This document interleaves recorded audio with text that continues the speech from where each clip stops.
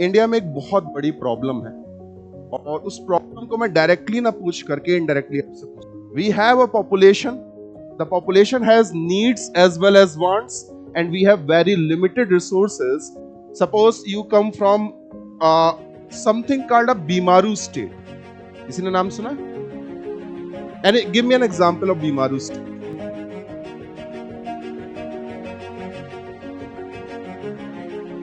Hello hello. Okay guys, मेरा नाम सुब्रत है, ठीक है? और we will discuss economics together. But उसको शुरू करने से पहले I think all of you are newcomers, I mean first timers, है ना, जो पहली बार एग्जाम दे रहे हैं। और इस बार का पीटी देखा था, कैसा लगा था? हैं? सो यूपीएससी को ये पहली बार नहीं कर रहा है। 2014 में भी उसने कुछ ऐसी ही हरकत की थी। तो 13 वाला पीटी वाज क्वाइट इजी, और 14th का जो प्रीलिम्स था उसमें अचानक से उन्होंने करंट को बहुत ज़्यादा वेटेज दे दिया। सो यूपीएससी का कोई ये नया ट्रेंड नहीं है, वो कुछ सालों में ना ऐसे कुछ चेंजेस इंट्रोड्यूस करते रहते हैं। वॉट एवर उनके दिमाग में जो भी आता है, हम एग्जैक्टली नहीं बोल सकते कि वो क्यों ऐसा करते हैं, but they do it. Ultimately objective देखिए ये है कि इवन दो अगर एग्जामिनेशन बहुत ज़्यादा डिफिकल्ट भी आएगा, देन ऑल्सो आपकी प्रिपरेशन आपको कहीं ना कहीं पे लैंड जरूर करवाएगी। सो अगर आप बहुत अच्छी तरीके से प्रिपेयर्ड हैं तो ये जो शॉक्स हैं ये उतना इशू क्रिएट नहीं करते, क्योंकि अल्टीमेटली आपकी फाइट यूपीएससी से नहीं होती है। किससे होती है? आपके पड़ोसी से। आपकी फाइट कभी भी यूपीएससी से नहीं। यूपीएससी ने ऐसा क्वेश्चन बना दिया, ऐसा पेपर बना दिया कि 10 क्वेश्चन नहीं बन रहे हैं, उसमें से इसने 3 क्वेश्चन भी कर लिए ना, दैट पर्सन, उसकी नैया पार हो जाएगी। अब ये अपने आप में एक रियलाइजेशन भी है कि हमारी प्रिपरेशन कैसी होनी चाहिए, बेटर देन अदर्स।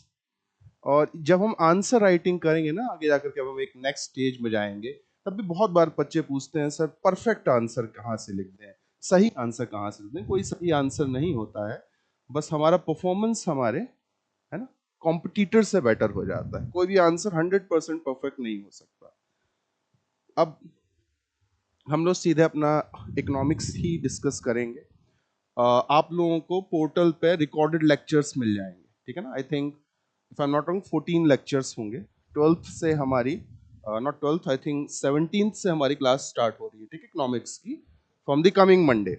अब उस सेशन में आने से पहले आप कोशिश करिएगा कि you should complete at least those basic economy के वीडियोस, ठीक है ना?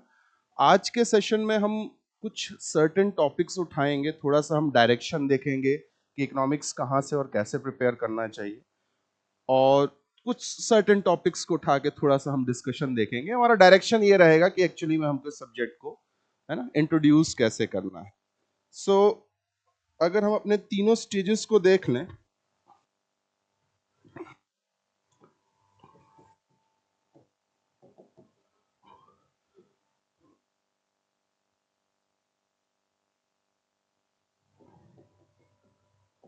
मेंस, नाल्टी टेस्ट यहाँ पे हम कह रहे हैं, okay, in on an average between 15 to 20 questions vary कर रहा है हर साल आपका प्रीलिम्स। इसमें आपका जीएस पेपर 3 पर्टिकुलरली ज्यादा हमको कवर करना है, और जो हमारा पर्सनालिटी टेस्ट होगा, जो हमारा इंटरव्यू वाला सेक्शन है, वहां पर इकोनॉमिक्स अपना रोल प्ले करेगा। ओके, सो तीनों की अप्रोच बहुत डिफरेंट है। अगर हम प्रीलिम्स की बात करें तो यहाँ पे static portion, static means concepts, economics के बेसिक फंडामेंटल कॉन्सेप्ट्स, और करंट अफेयर के सेक्शंस काफी ज्यादा पूछे जाते हैं। इस बार अगर आप देखोगे बहुत कम उन्होंने कॉन्सेप्ट से क्वेश्चन क्वेश्चन पूछे थे। ज्यादातर क्वेश्चंस कहां से थे? करंट से रिलेटेड थे। करंट में भी उन्होंने G20 का पूछ लिया था। G20 वाला क्वेश्चन देखा था किसी ने? वो उन्होंने वेबसाइट से डायरेक्टली वो स्टेटमेंट उठा लिया है। जो वेबसाइट में एकदम सामने स्टेटमेंट लिखा रहता है कि G20 का ओरिजिन क्या है, कि उसकी जेनेसिस क्या है, क्यों उसे क्रिएट किया गया था, वहीं पे एक्सप्लेनेशन दिया है, उन्होंने वहीं से डायरेक्ट उठा लिया है। तो इस बार उन्होंने ये भी गेम खेला है कि करंट उन्होंने 1 साल तक लिमिटेड ना करके उन्होंने 2 साल पुराना भी पूछ लिया है, 2.5 साल पुराना भी पूछ लिया है। अब मेंस में क्या है, पेपर 3 में यहां पे आपसे थोड़ा सा ओवरव्यूज पूछे जाएंगे। अच्छा, एक चीज और guys, is there anyone in the class who is not comfortable with Hindi, who does not understand Hindi at all. So we can just move on all together to English. I will try to keep it a mix between Hindi and English. If you require, I can speak, है ना? Go with English too. So in mains examination, they are more or less asking for your views. Your problems will be there, particularly India से related रहती है. इसको भी हम discuss करना शुरू करेंगे. And this mains portion is actually also reflect in your personality test. Let's see. Okay, India में एक बहुत बड़ी प्रॉब्लम है और उस प्रॉब्लम को मैं डायरेक्टली ना पूछ करके इनडायरेक्टली आपसे पूछता हूं. During the period of COVID, government of India gave close to 80 crore Indians a certain amount of food grains. है ना? कितना था? Any idea? Some 5 kg और some different food grains दिए जाते थे. ये किस प्रॉब्लम को डिनोट करता है इंडिया में? Poverty, sort of unemployment, and food security or nutritional requirements and so and so. Yeah, we can say that too. It shows particularly दो प्रॉब्लम, एक हमारी पॉपुलेशन और दूसरा unevenly distributed resources. ठीक है ना? There are lot of population है, दिल्ली में ही करीब करीब 2 करोड़ लोग रहते हैं, पर दिल्ली में सब लोग गरीबी रेखा के नीचे या पॉवर्टी में नहीं आते. There is sharp inequality in these cities too. There people are too poor, बहुत ज्यादा है, और दे आर टू रिच. ठीक है? अब अगर हम बेसिक इकोनॉमिक्स समझने की कोशिश करें तो economics is technically the study of this only. We have a population, the population has needs as well as wants, and we have very limited resources with alternative use. अब हमको ये decide करना है, हमको प्रायोरिटाइज करना है who should be given what. That is what economics is. और यहीं से देखिए आपकी यूपीएससी कैसे डिमांड करता है. They are going to ponder on poverty in mains and as well as in your personality test. Suppose you come from something called a Bimaru state. किसी ने नाम सुना? And give me an example of Bimaru state. Why they are called Bimaru state? There are a lot of reasons for them being called Bimaru state. Particularly, they lack basic infrastructure. Multimode transportation. A new term comes, multimode transportation. Quick. Multimode transportation. बोल दिया करो. थोड़ा और better कह सकते हैं. Better हम ये कह देते हैं. Suppose see I came from Madhya Pradesh. ना जब हम मध्य प्रदेश से, मैं अपने एक छोटे से टाउन से, रीवा से यहाँ पर दिल्ली में आया, सो आई टुक अ ट्रेन, और उस ट्रेन स्टेशन तक पहुंचने के लिए मैंने कोई और ट्रांसपोर्टेशन लिया. It can be a simple auto rickshaw, it can be a two wheeler, it can be a four wheeler, anything. Then I came to Delhi, I changed railway to metro, metro से फिर e rickshaw and then to the final destination. So जो BIMARU states है ना, they are not lacking in national highways, they are lacking in the last mile connectivity. Why it is important? Last mile connectivity क्यों important होती है? अच्छा है, सही है. और थोड़ा बेटर देखिए, आपके लिए और हमारे लिए ना ये छोटे छोटे फेयर्स मैटर नहीं करते होंगे. Yes, but when you look at a broader picture, when people are not able to suffice their basic nutritional requirements, उनके लिए last mode connectivity भी बहुत important हो जाती है. Okay, now I will start with here, that is poverty. थोड़ा सा inflation पे और आएंगे, बट राइट नाउ पॉवर्टी. कोई भी try and explain what poverty is. I gave you an example. Now the government of India requires to give 80 crore of its citizen a certain amount of food grains. It's an example of poverty. Try to define poverty. कोई economics background का है? कोई भी एक जन, कोई भी try करना, गलत हो जाएगा. Okay then, okay the questions which I am going to ask, ये आपकी नॉलेज टेस्ट करने के लिए नहीं है, it's an interaction. So there are two types of poverty, relative poverty and absolute poverty. What is the difference here? किससे? ठीक है, एग्जैक्ट मैं अभी बता देता हूं. What is absolute poverty?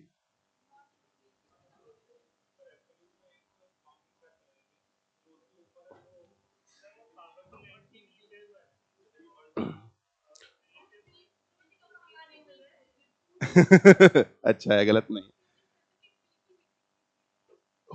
कैसे डिफाइन करेंगे कि this much you require as a shelter, this much require as a calories and so and सो?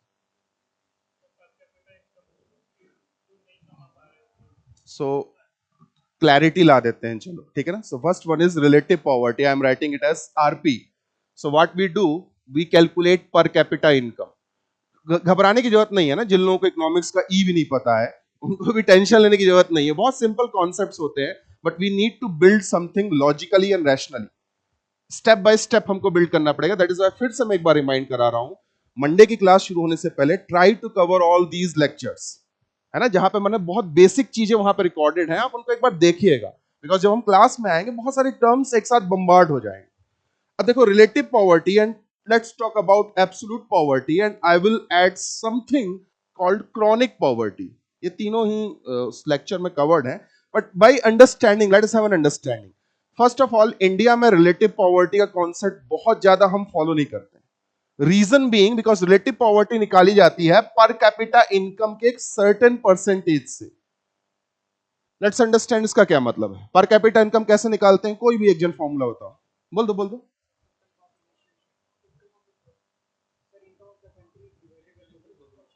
ठीक है, so national income divided by the population, that will give you the per capita income.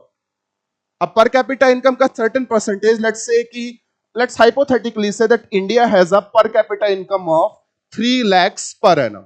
Hypothetical example we are taking.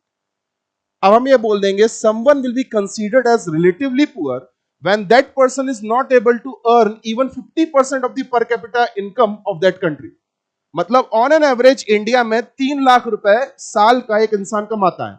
अगर आप उसका 50% which means 1.5 lakh per annum भी नहीं कमा पा रहे हैं, then you are relatively poor. When we are saying relatively poor, can you understand why it's relative? Because we are comparing it with certain percentage of per capita income.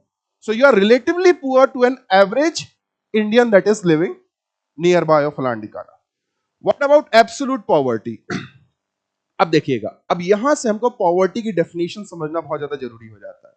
Generally economics के जो terms थे ना, वो एक traditional concept में चलते थे और एक मॉडर्निटी के कॉन्सेप्ट में चलते थे। ट्रेडिशनल का मतलब ये था कि ऑल टुगेदर जब से इकोनॉमिक्स का जन्म हुआ है, मैथमेटिकल इक्वेशंस को यूज करके हम क्वांटिफिकेशन के ऊपर जाते थे कि भाई इतना ये है, उतना वो है, फलाना ठिकाना। Let's have an example. अब किसी को हम गरीब कब कहेंगे, याद रखिएगा, don't confuse in needs and wants. Quickly, can anyone tell me the difference between needs and wants?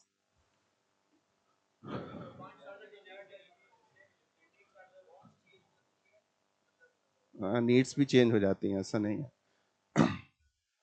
जैसे नीड चेंज कर देता हूं। I am like 35 36, in coming 10 years I will require some diabetic medicines and so on, so right now they are not my needs, in future they will become my need. So that is not static कि भाई need change नहीं होती, need भी change हो सकती है। Difference ये है कि need are the basic minimum requirements to function healthy, function properly.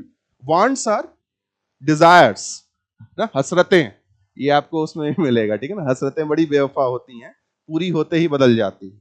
The moment you will fulfil your wants, they are going to change. आपको नया घर चाहिए, आपने घर ले लिया, अब आपको अंबानी का घर चाहिए। आपने कार खरीद ली, अब आपको सुपर कार चाहिए। सुपर कार ले ली तो आप एलन मस्क के बगल में बैठ करके स्पेस घूमना चाहते हैं। ये इच्छाएं कभी खत्म नहीं होती।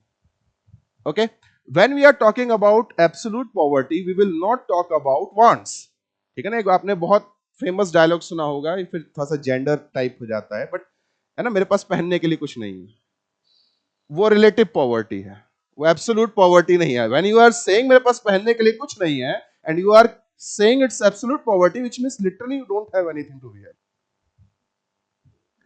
है ना। So normally when we say that हमारे पास आज पहनने के लिए कुछ नहीं है, we are not considering absolute poverty, we are saying relatively we are poor, कि मेरे पास 4 ही कपड़े हैं, मेरे पास 5 ही कपड़े हैं। So particularly अगर हम इंडिया की बात करें, so ICMR ने, Indian council for medical research, उन्होंने बोला कि how do we define this poverty in absolute terms? उन्होंने बोला कि we need some of calorific requirements to function as a human body. अब ये रूरल के लिए, अर्बन के लिए डिफरेंट है। Why? Because the amount of physical work you are doing is different in rural India and urban India. So they decided कि some calories, let's say 2000 calories something, we are deciding. इतना consume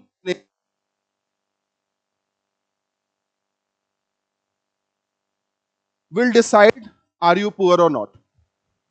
So 2100 calories हर दिन अगर आपको consume करना है, you will require to spend some amount of money to consume that. If you are not able to spend that much amount of money, you are absolutely poor. So we will create a line known as poverty line. Okay, poverty line. Here person will be below poverty line and person will be above poverty line.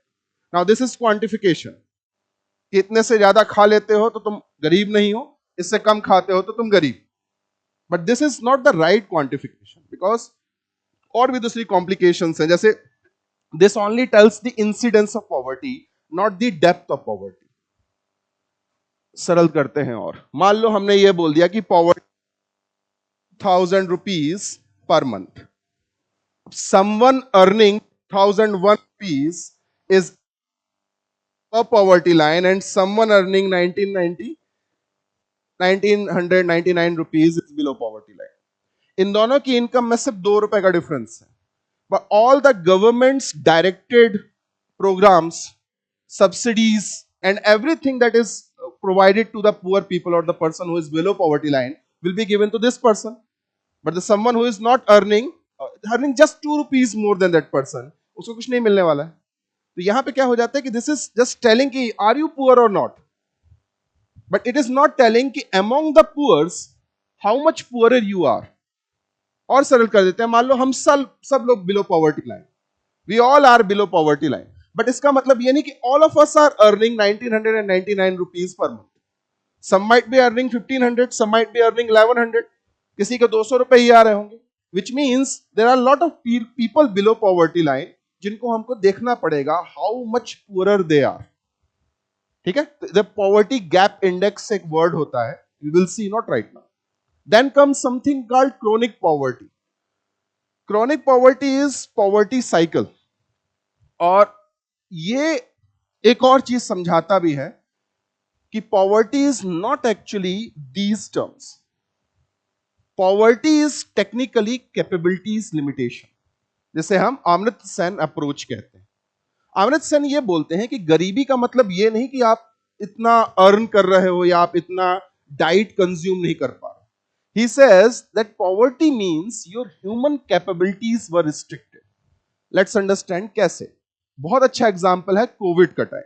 Covid का time कुछ लोगों के लिए बहुत अच्छा गुजरा है ना, जो लोग लॉकडाउन में थे, जिनके पास इंटरनेट कनेक्टिविटी थी, जिनके पास मींस थे, उनके लिए वर्क फ्रॉम होम हो गया। अब उन बच्चों के बारे में सोचिए जो रूरल बैकग्राउंड से थे और जिनके पास प्रॉपर इंटरनेट कनेक्टिविटी नहीं थी, या उनके पास इलेक्ट्रॉनिक इक्विपमेंट्स नहीं थे, neither phones, neither tablets or laptops and so and so. Now those children were not able to go to school. अब उसके कारण क्या होगा, उनकी कैपेबिलिटीज रिस्ट्रिक्ट हो गई। सो अगर हम ट्रेडिशनल मेथड में देखें, वी आर जस्ट थिंकिंग कि that person is not earning that much, that is why that person is poor. Amartya Sen says that you are poor because your capabilities are not, what do you say, reaching to the optimum level. तुमको opportunity मिल सकती थी, तुम school जा सकते थे, तुम better education पा सकते थे। let me give you one more example. Imagine someone coming to IIT and that person is what do you say, studying in IIT on a scholarship. मान लो मैं ही पहुंचा IIT में और मैं स्कॉलरशिप से वहां पढ़ रहा हूं। Now I am poor by my earning, but as I am learning, I am getting graduation, my studies in IIT, it's a premier institution, so I will get a very good package. So if my capabilities are nourished, in future I am going to lift myself out of poverty. मैं खुद ही खुद को बाहर निकाल लूं। So Amrit Sen says, or the modern economist says, that ये जो poverty है ये relative और absolute नहीं होती है, it's about capabilities. और वहीं से आता है chronic poverty. Chronic poverty का अगर आपको एग्जाम्पल देखना है तो आप अपने आसपास देखिए। जिन लोगों ने हमारे शहर बनाए हैं वो इस शहर में नहीं रहते हैं। डू यू अंडरस्टैंड क्या मतलब है? आप देखते हो यहां पे मेट्रो बनाने वाले, घर बनाने वाले, थिंक अबाउट दिस कि वो लोग कहां रहते हैं। हमको तो नहीं दिखते, वो तो आते हैं सुबह काम करते हैं और शाम को चले जाते हैं, तो वो रहते कहां हैं? जिन्होंने शहरों को बनाया, जिन्होंने यहां पे इंफ्रास्ट्रक्चर डेवलप किया, where are they? It's a very good example of chronic poverty. Chronic poverty जो जनरेशन से चली आ रही है। Now you can relate how capabilities effect. मजदूर का बच्चा पढ़ ही नहीं पाया, वो पढ़ नहीं पाया, now they require more labour to feed more mouth. So वहां पे देखिए आप, बच्चों की जनसंख्या भी थोड़ी ज्यादा आपको मिलेगी, और वो सारे बच्चे क्या होंगे, बहुत यंग एज से दोबारा मैनुअल लेबर में लग जाएंगे।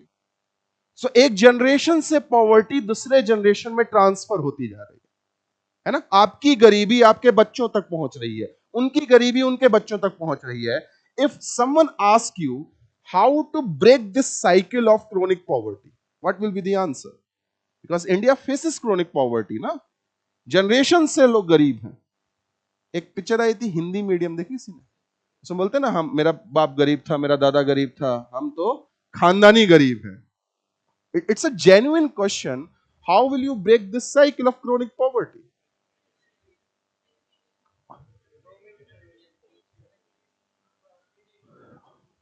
ठीक है, इस देखो, एक भी सजेशन तुम्हारा गलत नहीं है, सारे सजेशन सही हैं, but depending on, for example जैसे आपने दे दिया एक बहुत अच्छा एग्जांपल कि एजुकेशन जरूरी है ना, आपने आईआईटी वाला एग्जांपल दिया था, सामने से काउंटर क्वेश्चन हो जाएगा, we already have something called right to education act, है ना? तो फिर वो क्यों फंक्शन नहीं कर रहा? ड्रॉप आउट रेट्स ज्यादा है, पॉलिसी भी कह सकते हैं, ड्रॉप आउट रेट्स। देखो हमने क्या किया, हमने राइट टू एजुकेशन दे दिया। अच्छा क्वेश्चन है, राइट टू एजुकेशन किस कॉन्स्टिट्यूशनल अमेंडमेंट से आया था? 86। 86 कॉन्स्टिट्यूशनल अमेंडमेंट ने 3 चेंजेस किए थे।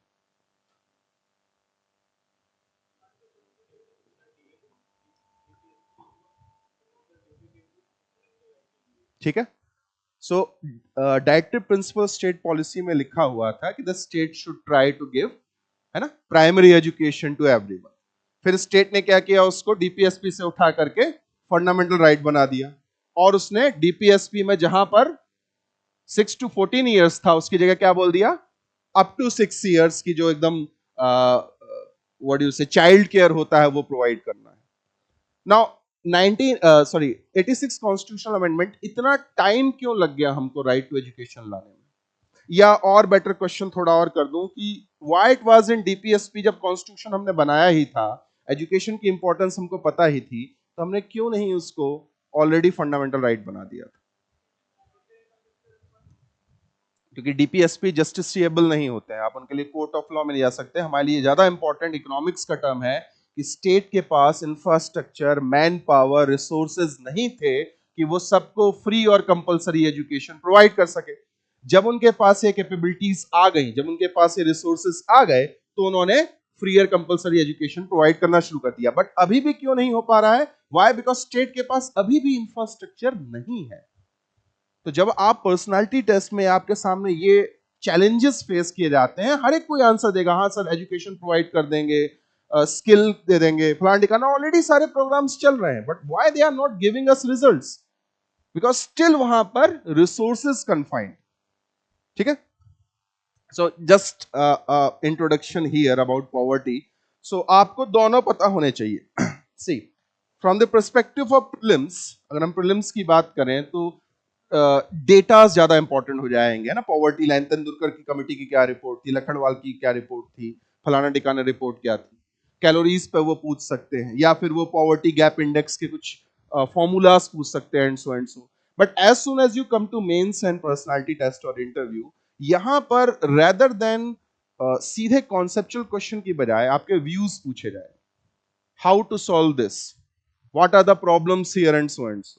अब यहीं पे याद रखिएगा, this part particularly you require to read editorials continuously. Can you tell me why? बहुत कम ही ब्यूरोक्रेट्स होते हैं जो अपने सॉल्यूशंस प्रोवाइड कराते हैं। ज्यादातर ब्यूरोक्रेट्स के सॉल्यूशंस जो होते हैं वो कहीं से डिराइव्ड होते हैं। रीजन बहुत सिंपल है, ना तो हमारे पास फैकल्टीज हैं, ना हमारे पास रिसोर्सेज हैं और ना हमारे पास टाइम है कि हम ये रिसर्च कर सके कि इंडिया में पॉवर्टी को कैसे हटाया जा सकता है. But there are organisations, there are people who are doing this. What we have to do, we have to just read them. हमको करने की जरूरत नहीं है, हमारे पास ना तो टाइम है ना पास रिसोर्सेज है. आप ब्यूरोक्रेट, आपको अपना काम करना है. बट यू नीड ना, देयर आर रिसर्च इंस्टीट्यूशंस जो कंटिन्यूअसली इस चीज पे काम कर रहे हैं, not just Indian but every institution in the world is trying to fight poverty. That is why जब आप अपना आंसर देंगे, कहीं भी आर्ग्यूमेंट देंगे, यू शुड कोट इट कि this recommendation of this committee was there, this report says so, Oxfam India report says so, NITI आयोग says so. ये सब्सटेंशिएशन बहुत इंपॉर्टेंट रखता है मेंस में भी और पीटी में भी, कि आप आसमान में तीर नहीं चला रहे हैं. You have some gravity, you have some backing with your argument. ठीक है. अब ये मैं क्यों बता रहा हूं, देखिए अभी पर्टिकुलरली पिछले कुछ सालों से पीटी क्रैक करना बहुत डिफिकल्ट हो गया है. हमारे टाइम पे उतना ज्यादा नहीं था ना, PT was easy. Particularly CSAT का भी इसमें रोल था, नो डाउट. इस बात तो सीसेट ने भी कहर ढाया. बट हमेशा क्या होता है ना, बच्चा पीटी निकाल भी लेना, उसके बाद वो यहां पर बहुत ज्यादा स्ट्रगल करता है और ये कुछ एक विशियस साइकिल सी बन जाती है. आपको बहुत सारे लोग वर्ल्ड राजेंद्र नगर में मिलेंगे जिनसे हम बोलोगे मैंने 5 मेंस दे रखे हैं, मैंने 6 इंटरव्यूज दे रखे हैं, मैंने 4 ये कर रखा है, 5 वो कर रखा है, बिकॉज वो इसको क्रैक कर ले जा रहे हैं. दैट इज जस्ट क्वांटिफिकेशन कि हाँ भाई इतने बच्चे हो जाने चाहिए. उसके बाद क्या हो रहा है कि they are not able to what you say earn marks. ठीक है. ज्यादा मार्क्स स्कोर नहीं कर पा रहे. ओके. ठीक है. नाउ तुम लोगों से फिर से थोड़ा सा और डिस्कशन, थोड़ा सा हम बात करेंगे इन्फ्लेशन के बारे में. और इन्फ्लेशन को लाने से पहले एक छोटा सा टॉपिक मैं डिस्कस करना चाहता हूं. रिसेंटली आपने देखा था पिछले कुछ 6-7 महीने में कि Indian rupee dropped a lot. क्यों हुआ था ऐसा? चलो हो गया, छोड़ दो इसको और सरल कर देते हैं. इंडियन रुपी के वीक हो जाने का मतलब क्या है? हुँ?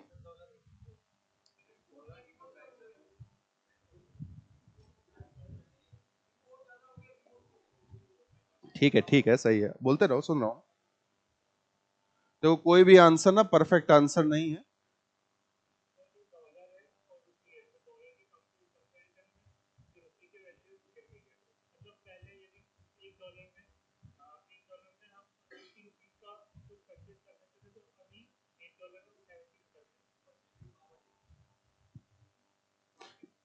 आप में से कोई भी गलत नहीं है, बस.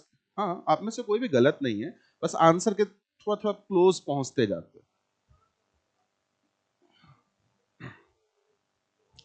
ठीक है. Actually it is very much related to inflation. Dollar महंगा हो गया था. और क्या है, डॉलर महंगा, रुपया गिरने का क्या मतलब है? Dollar is now costlier. Dollar is costlier means dollar is getting inflated. But इसका रियल सेंस आप तब तक नहीं समझेंगे, तब तक वो इन्फ्लेशन नहीं समझेंगे. क्विकली कोई भी एक बताओ, इन्फ्लेशन क्या होता है? ना, सस्टेन्ड राइज. ठीक है. ठीक है. जब हम यहां पर बात कर रहे हैं इन्फ्लेशन की, तो यहां पर सिंपली इन्फ्लेशन का मतलब यह है कि मनी की जो परचेजिंग पावर थी, मनी की जो एक्सचेंज वैल्यू है, वो कम होती जा रही है. जनरली बच्चे या कोई भी इंसान ना इन्फ्लेशन को हमेशा इस बात में बोलता है कि भाई चीजें महंगी हो गई. एक्चुअली देखिए, let's take an example. Apples and 1 kg apples you purchased in 2010. Let's say 2010 में it was hypothetically 50 rupees per kg, and now in it's say 100 rupees per kg. What has changed? The quantity is same, still apples, still 1 kg, still the same nutritional value, still the same taste, still the same saying, an apple a day keeps no one away. It keeps in the fridge, रखा रहता है, brownie बन जाता है, फिर आप उसे फेंक देते हैं. What has changed? the price has not changed, the purchasing power of money has changed. That is what inflation is, which means rupee अपनी वैल्यू को लूज करता जा रहा है ग्रेजुअली. अब अगर इसी को हम commodity rather than Apple, let's just exchange US dollars. What you can do with US dollar? What you can do with Apple? It's a resource ना. It's scarce. It has alternative use. खा सकते हो, pudding बना सकते हो, jam, सब्जी जो बनाना बनाइए. What about dollar? It's scarce, limited है. Where you will use this dollar? You can use this in investments and in trade of different things and so and so. Okay?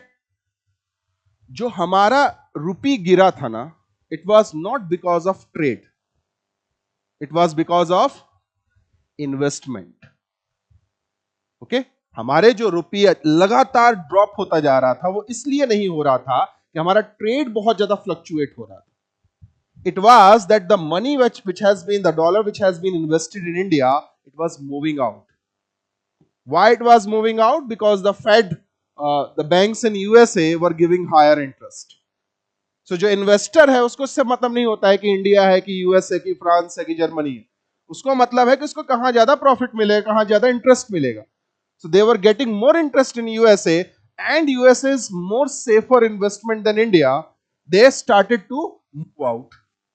Okay, that is why the price of dollar was increasing and the price of rupee was decreasing.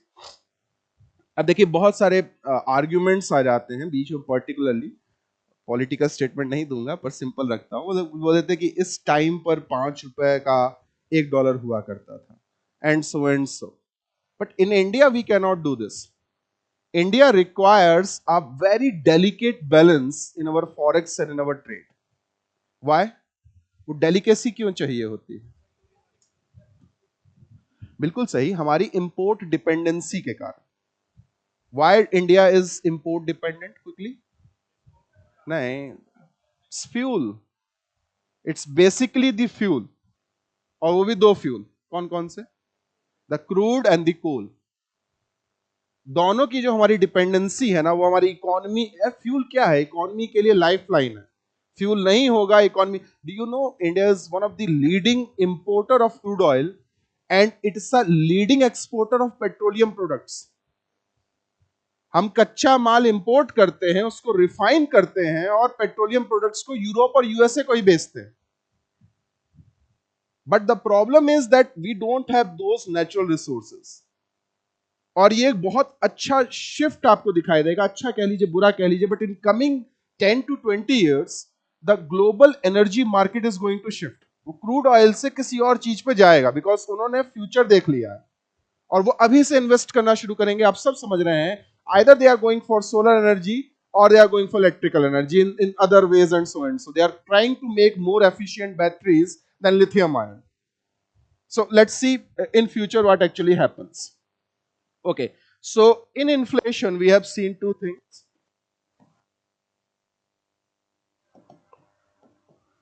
It's continuous rise in prices, and the second is chasing power.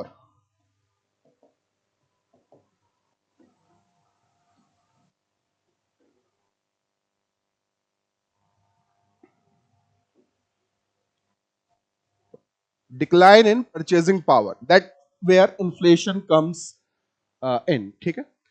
सो बहुत सारे लोग ना सिर्फ इसी चीज पर ध्यान देना शुरू कर देते हैं, rise in prices, rise in prices. They forget that the more important thing is actually decline in purchasing power. वो जो बेसिक फाउंडेशन वाली क्लासेस है ना, फिर से रिपीट कर रहा हूँ, उसको देखना. वहां पे मैं बहुत टारगेटेड होकर के इन टॉपिक्स को कवर करता हूँ. बट अगर आप इनको नहीं समझेंगे ना, तो फिर आप आगे की स्टोरीज नहीं समझ पाएंगे. ऐसे क्यों इंडिया का रुपी वीक हो जाता है, या उससे रिलेटेड कोई भी प्रॉब्लम है, हमारी इंपोर्ट डिपेंडेंसी क्यों हो जाता है, हमारा एक्सपोर्ट क्यों अच्छा फंक्शन नहीं कर रहा है, हमारे यहाँ क्यों इंफ्रास्ट्रक्चर कितने बॉटलनेक्स हो जाते हैं. That you will understand only that. Okay, now बहुत बेसिक सा क्वेश्चन है, but let's start. Is inflation good और बैड?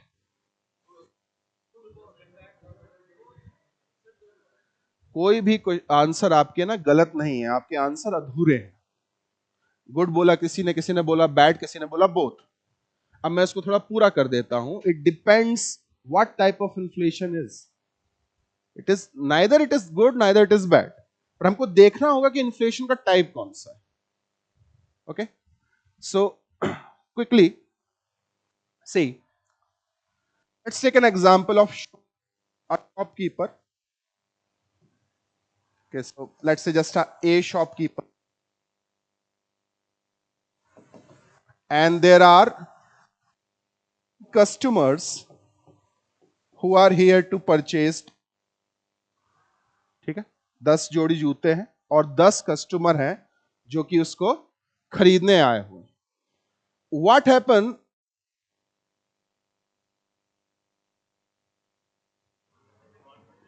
डिमांड बढ़ गई, होगा क्या?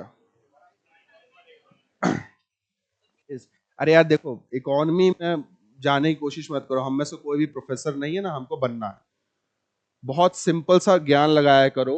10 जोड़ी जूते हैं, 10 लोग खरीदने वाले हैं, अब 15 आ गए तो शॉपकीपर का सोचो। पहले तो वो तुमको निचोड़ेगा, बोलेगा भाई तुम में से जो सबसे ज्यादा पैसा देगा उसको ये मिलेगा जोड़ी जूता, और अगर नहीं लेना है तो आगे बढ़ जाओ बाबा, क्योंकि अगर एक कम भी हो गया then this 14 customers. This is how the market works.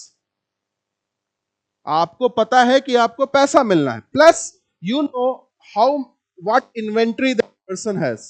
Person has inventory of 10 shoes, even अगर 10 के 10 जूते बिक भी जाएं, there will be 5 customers unsatisfied. So what that producer will say कि एक तो मुझको पहली कमोडिटी से, जब मैं पहले 10 जोड़ी जूते बेच रहा था 10 लोगों को, मान लो हर जूता 100 रुपए का बिक रहा था, अब हर एक जूता वही जूता, इसमें वही लागत लगी थी, वही लेबर लगा था, वही एनर्जी लगी थी, सब कुछ वही लगा था, वो 150 रुपए का बिक रहा है। क्यों? क्योंकि मेरे पास 5 एक्स्ट्रा कस्टमर आ गए हैं, और मैं अगर प्राइस राइज कर भी रहा हूं तो कोई ये नहीं कह रहा कि मैं नहीं लूंगा, बिकॉज स्कार्सिटी है। तो एक तो मुझको उतने ही इनपुट में ज्यादा प्रॉफिट मिल रहा है, दूसरा मेरे पास अभी भी कुछ ग्राहक हैं जो कि unsatisfied. So what I will say, I will ask my producer to produce 10 more shoes. इससे क्या होगा? एम्प्लॉयमेंट जनरेट हो जाएगी, प्रोडक्शन साइकिल रन करेगी, किसी और को कुछ इनकम जनरेट होगी, वो कहीं और जाके कुछ और परचेज करेगा। सो इकोनॉमी का व्हील है ना, तो हम देखेंगे इन्फ्लेशनरी साइकिल, डिफ्लेशनरी साइकिल क्या होता है। That is what inflationary cycle is. लगातार इकोनॉमी की साइकिल चल, this is a good type of inflation, ठीक है। But let's take another example. So we are talking about onion. प्याज है, लेट्स से प्याज चल रही थी 30 रुपए किलो, यह है 60 रुपए किलो। What can be the reason? बिल्कुल सही है, क्यों? डिमांड क्यों नहीं बोल रहे आप? मैंने तो यहां पे कहीं भी नहीं बोला ना कि डिमांड नहीं है, पर आप डिमांड बोल क्यों नहीं रहे? देखिए, प्याज का नाम आते ही आपको समझ में आ जाता है, it's a necessity, it's not a want, है ना। प्याज कितनी भी सस्ती हो जाएगी, प्याज का कंजम्पशन एक सर्टेन लेवल से ऊपर नहीं बढ़ जाता है ना। आप मार्केट में चल रहे हैं, कोई आके आपसे बोले भाई साहब प्याज लोगे, बोला है, बोला 2 रुपए किलो है, बोला 2 रुपए किलो, बोला 10 किलो बांध दो, है ना। जैसे थोड़ा सा समझिएगा, मार्केट का नेचर थोड़ा डिफरेंट होता है। जैसे आप चाहे तो मेट्रो के नीचे एक काउंटर लगा लीजिए और उसमें लिखिए फ्री फ्री फ्री, कोई भी आके पूछेगा भाई क्या फ्री दे रहे हो, बोले जहर है, थोड़ी देर वो आपकी आंखों में देखेगा फ्री है, हाँ 2 दे दो, ठीक है ना। यहां पर क्वेश्चन उठता है कि इंडिया में पर्टिकुलरली, अब समझना इसको ना, अपने आप लिंक्स कनेक्ट होते जाएंगे। इंडिया में पर्टिकुलरली ये महंगाई जानलेवा क्यों? एक तो प्याज अमीरों का खाना नहीं है, ये खाना है, इट्स अ फूड। सो ये आपके स्टोमक पे हिट करता है, आपके न्यूट्रिशन पे हिट करता है। तो एक तो इसका महंगा होना कॉमन में, ये बहुत गंदा, इट्स बैड। दूसरा, ये it is the price has not increase क्योंकि प्याज की डिमांड बढ़ गई, the production has declined. Production decline होने का मतलब the farmer is not getting what he और she has paid. The farmer requires input, the farmer requires field, the farmer requires fuel, the farmer requires labor. और अगर जब वो इतना कुछ इनपुट डाल करके उसको आउटपुट नहीं मिलेगा, the real producer of economy is not motivated. या तो वो प्याज प्रोड्यूस करना बंद कर देगा, या वो फार्मिंग बंद कर देगा, या वो डेट ट्रैप में चला जाएगा. What kind of inflation is this? What kind of inflation is this? पहला वाला तो तुमको पता है कौन सा था. It was a demand pull inflation. Yeah? These are known as supply side constraints. Okay? So it can be a cost push inflation. Reason being कि हमको production की cost बढ़ गई है. It can be a structural inflation. Structural inflation because basic infrastructure amenities ना होने के कारण production price बढ़ता जा रहा है. Depending हम उसको और ज्यादा अगर हम deep पे जाए. अब यहीं पे देखो इन्फ्लेशन की एक एनालॉजी और आप समझिएगा. जो महंगाई होती है उसे बहुत हद तक हम मौसम के साथ कनेक्ट कर सकते हैं. कैसे? देखिए, जो लोग प्रॉस्परस हैं उनको मौसम से फर्क नहीं पड़ता है. Let's take example. मान लो he is a very prosperous well to do person. वो दिन भर क्या करेगा? एयर कंडीशन रूम में काम करता है. जब उसको ट्रैवल भी करना होता है, मान लो घर जाना है, कहीं मीटिंग में जाना है, तो शॉफर ड्रिवन कार आएगी जो कि ऑलरेडी एयर कंडीशनड होगी, उसमें एसी चल रहा होगा. He will come out of office, he will sit in the car and he will go to destination XYZ. So जो प्रॉस्परस है, जो अमीर है, उसको इस मौसम से कोई फर्क नहीं पड़ता. गर्मी हो, सर्दी हो, पॉल्यूशन हो, कुछ नहीं. उनके घर में एयर प्यूरिफायर्स लगे हुए. The real victim of this climate and weather is common man. The same is true for inflation too. देखिए, प्याज सस्ती होगी, महंगी होगी, फ्यूल सस्ता होगा, महंगा होगा. Some persons who are beyond certain amount of income level, उनको कोई फर्क नहीं पड़ता है. कितना पेट्रोल महंगा हो गया? 70 से 75 हो गया, 75 से 80 हो गया. A person driving a Mercedes, Audi and XYZ vehicle, उनको बहुत ज्यादा फर्क नहीं पड़ने वाला. It's the common man which is troubled. So इस केस में actually the producers want this. They want more and more. अभी एक एग्जांपल दूंगा, लाइव एग्जांपल. इस साल के पीटी में क्वेश्चन आया था रिगार्डिंग डिजिटल करेंसी. देखा था किसी ने? कम ऑन गाइस, PYQs के बिना काम नहीं चलेगा. प्रीवियस ईयर क्वेश्चंस आपको गो थ्रू होना है. What was the second statement? Anyone?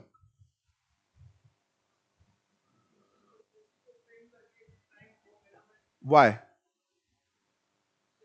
अच्छा, वाज द स्टेटमेंट राइट और रॉन्ग? ठीक है. So there was a question on CBDT. CBDT और व्हाट वाज दैट? अरे वो शॉर्ट फॉर्म भूल गया. Digital currency. Okay. There was a question regarding digital currency. उसमें सेकंड स्टेटमेंट था, can digital currency be has a expiry date और not? It's a very good example of this. आप समझिए, digital currency is not similar to your UPI transaction and so and so.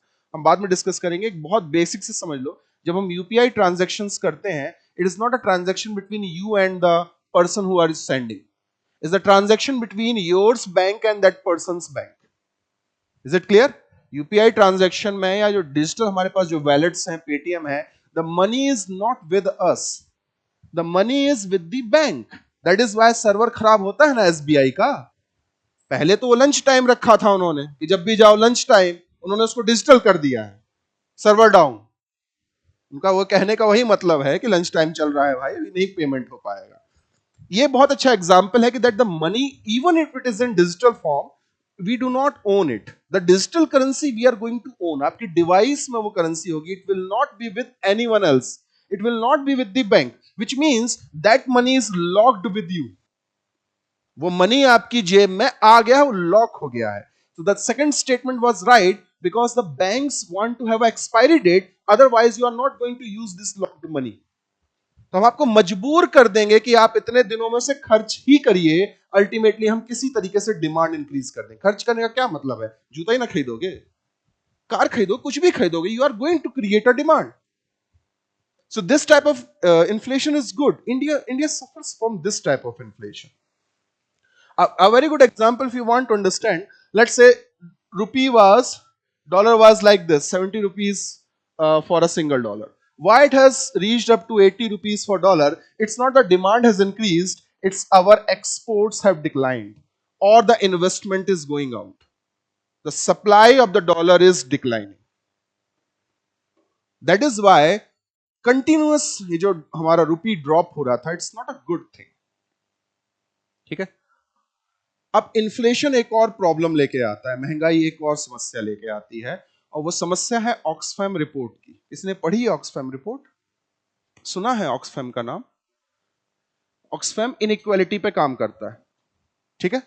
Oxfam report में दिखाया गया है कि the top 10% owns like 50-55% of the wealth and income and so and so. Inflation ना सिर्फ inequalities को और बढ़ाएगा, because I have told you ना, if you are rich, if you are prosperous, inflation is not going to affect you. It is going to affect the poor people, the common masses. और particularly जो हम inflation की बात करें, चाहे अगर हम पिछला इन्फ्लेशन यानी कि डिमांड पुल इन्फ्लेशन की भी अगर हम बात करें, the problem is that who is going to benefit? Those who are producing. But what about the consumer? ठीक है. सो इन्फ्लेशन के कुछ सोशल टैबूज भी देखेंगे. हाँ हाँ.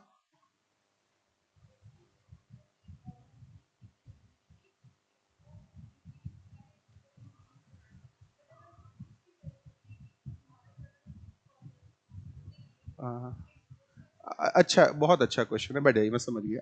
ठीक है. फिर से वीडियो लेक्चर देखना, वो डिस्कस्ड है वहां पे, पर इसको यहाँ पे डिस्कस कर लेते हैं.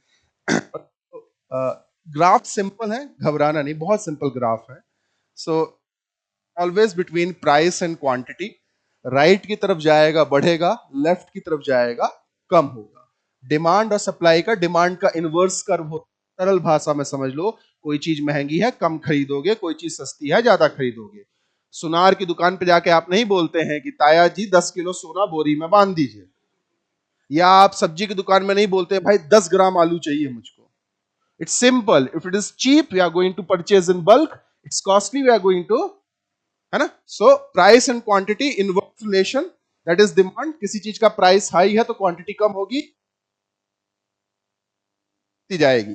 The supply has inverse positive relation.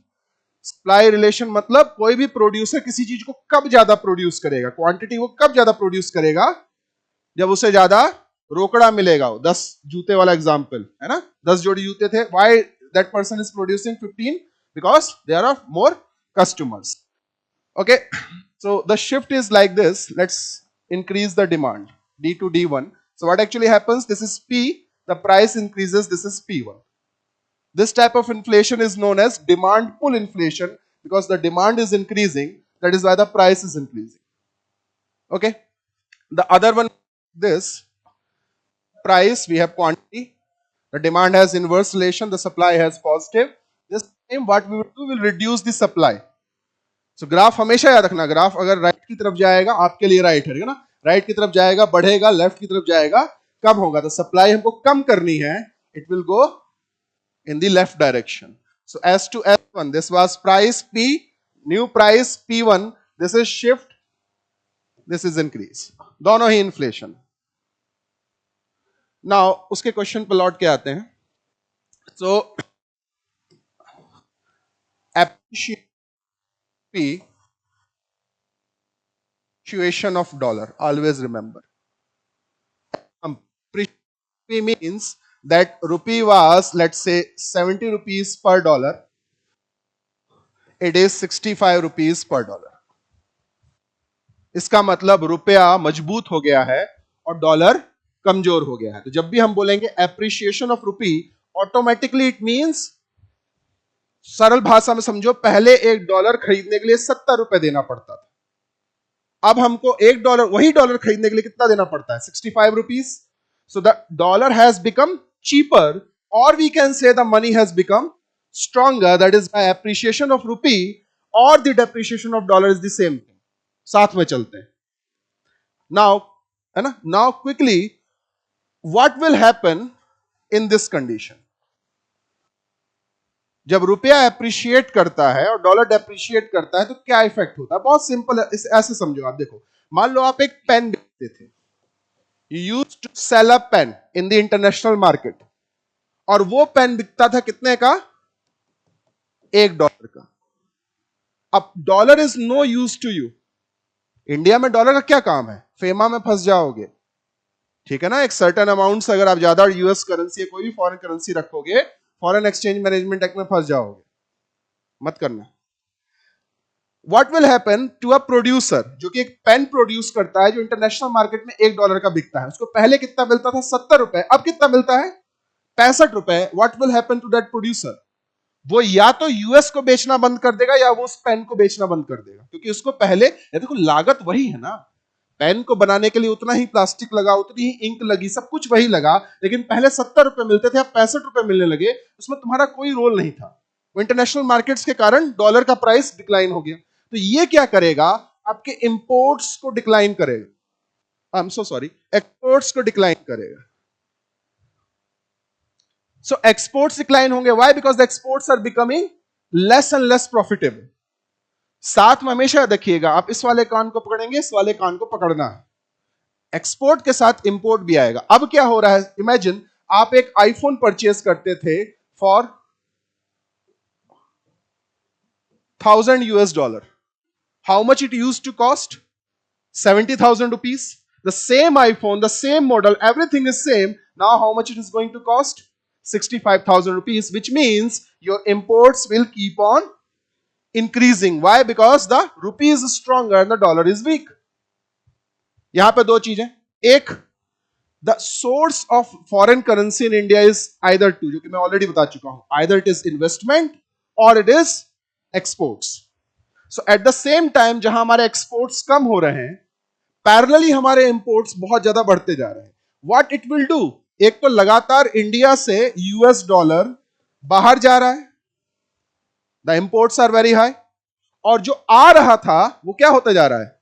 कम होता जा रहा है। तो ultimate we eat our forex reserves, जो हमने रिजर्व्स रखे हुए हैं वो धीमे धीमे डिप्लीट होते जाएंगे, क्योंकि हम ₹100 कमा रहे हैं लेकिन हम ₹150 खर्च कर रहे हैं।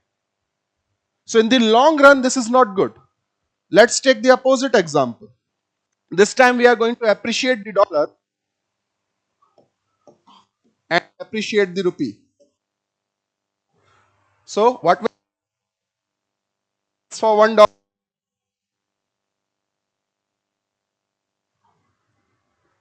है ना? डॉलर क्या हो गया? महंगा हो गया। रुपया क्या हो गया? विजावी वीक हो गया। Now in this case what will happen? The same example, you used to sell a pen for $1, you will get more money ना। पहले ₹70 मिल रहा था वही पेन बेचने के लिए, अब कितना मिलेगा? ₹80। प्रोड्यूसर की तरफ से सोचो वो क्या करेगा? हायर प्रोडक्शन करेगा, हायर प्रोडक्शन होगा, हायर एक्सपोर्ट होगा, which means the exports are going high. But there is a concern. क्या कंसर्न? इंडिया के इसेंशियल इंपोर्ट्स, फ्यूल, जिन इंपोर्ट्स को हम रोक नहीं सकते, they will become too costly. So हमको यही मैं बताया था ना तुमको कि why Indian government requires so delicate balance. So to answer your question, that they are going to affect imports and exports. That is why, to a limit, if there is appreciation or depreciation of rupee, the RBI is not going to intervene. In normal conditions, the market conditions, by export, imports and investment, the dollar and rupees are going to fluctuate. So it is a free floating exchange rate in India. To the extent this does not goes like this or like this. If this happens, it means over appreciation of dollar or over depreciation of rupee. In this condition, the RBI will intervene and is going to reevaluate or devaluate the rupee. अब वो थोड़ा सा एक आगे का, अभी हम उस पर नहीं जाएंगे, but this is an example. So जो आपका क्वेश्चन था फिर से कि is it going to affect imports and export? It is going to. One example जहां की लगातार rupee is going to become stronger and stronger, the appreciation of rupee, that will increase imports substantially and it is going to reduce the export. और अगर उल्टा हो जाएगा, what will happen? We are going to have higher amount of exports but imports will be costly, and we don't want too costly imports because of our import dependence. सो यहां पर हम revaluation और devaluation की भी बात करेंगे, but not right now. It requires a lot of explanation, particularly जो graphs हैं इनको थोड़ा और बेटर उनको समझना पड़ेगा, है ना. बट नॉट राइट नाउ, हम धीमे धीमे इन ग्राफ्स को करेंगे. Okay, again you need to what you say see those lectures too.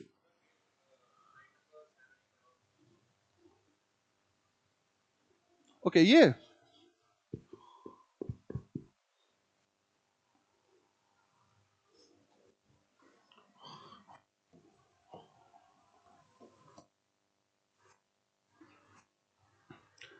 Demand की डेफिनेशन होती है willingness and ability to purchase things at different prices. अब यहां पे दो वर्ड हैं, विलिंगनेस एंड एबिलिटी, और दोनों इंपॉर्टेंट हैं. क्यों? देखो, हमारे पास विलिंगनेस हमेशा होती है. अभी मैं अगर आपसे पूछ लूं कि कितने लोगों को फरारी या स्पोर्ट्स कार चाहिए, हम सबके हाथ खड़े हो जाएंगे, मैं भी हूं. लेकिन बोले भाई काउंट में कितना है, जिनका 150 रुपए से ऊपर है वो लोग हाथ उठाए तो हमारा भी हाथ नीचे हो जाएगा. willingness is always there. What limits us? Ability. ठीक है ना. तो हमारी डिमांड है वो हमारी विलिंगनेस और एबिलिटी दोनों का कॉम्बिनेशन है. It's not a reality. वो याद रखना, जब तक ये हसरत है तभी तक है. जैसे ये पूरी हो जाएगी, it will not be a Hasrat, which means the demand is always in your mind. The moment it becomes a reality, it's no longer a demand. If you are not getting it, simple. You want an iPhone.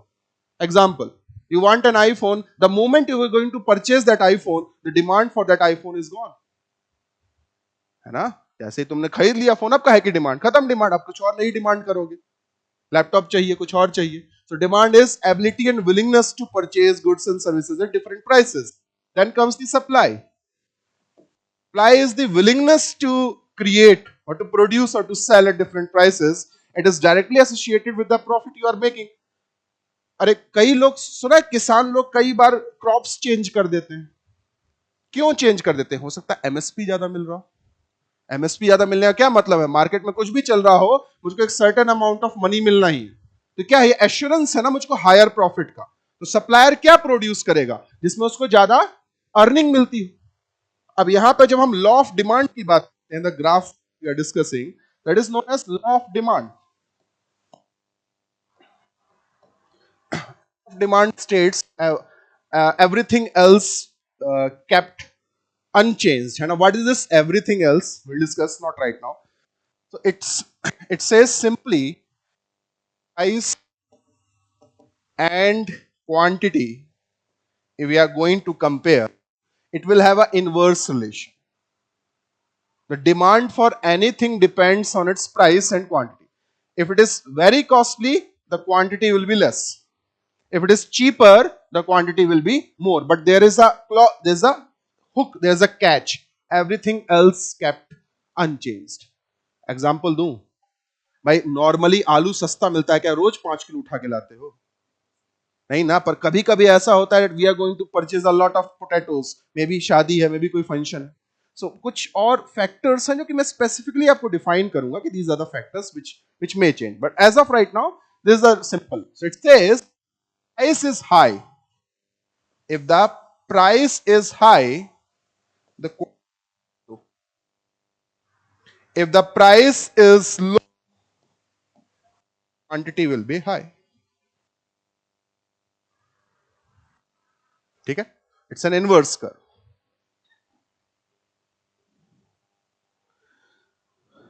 Now, the same thing that is of supply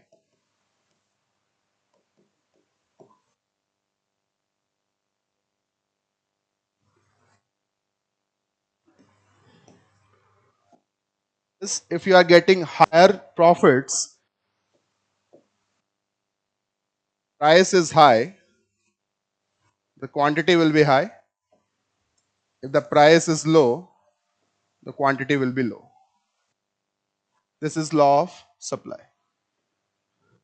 अब यहां पे दो चीजें होती हैं, movement along this supply slope and change in supply. अभी नहीं, जब हम शुरू करेंगे then we will discuss this. अभी एक छोटा सा टॉपिक और लेंगे, मत घबराओ, बस जा ही रहे हैं. बट एक नए टॉपिक को लेने से पहले थोड़ा सा और जब हम लोग प्रिपेयर करते थे यार, तो एनसीईआरटीज का बहुत इंपॉर्टेंस था, इसमें कोई डाउट नहीं थी। आज भी हम ये नहीं बोलेंगे कि एनसीईआरटी इंपॉर्टेंट नहीं है, बिकॉज यार यूपीएससी का जो नेचर है ना, वी डोंट नो कि उसके अंदर नाना पाटेकर की आत्मा कब आ जाएगी। आ गए मेरी मौत का तमाशा देखने, 9:30 से एग्जाम है, 9:20 पे आया है तू, ठीक है। So NCERTs are sort of, you can say, introduction to some topics, ठीक है। और थोड़ा सा बच्चों में मैंने ये भी देखा है कि they try to become too knowledgeable, मतलब बहुत ज्यादा डीप में पढ़ने की कोशिश करने लगते हैं। समझिएगा आप, this is not a university examination, you are not going to write a thesis. आपका ऑब्जेक्टिव है एग्जाम को क्रैक करना। और a university professor might not be successful in this field. I don't have a higher education degree in economics. I don't require it. Why? Because someone who is having a higher, what do you say, degrees in some subjects, they are very pinpointed, detailed studies. बहुत छोटे से topic को बहुत detail में पढ़ते हैं वो उसको। यूपीएससी उसका बिल्कुल अपोजिट है।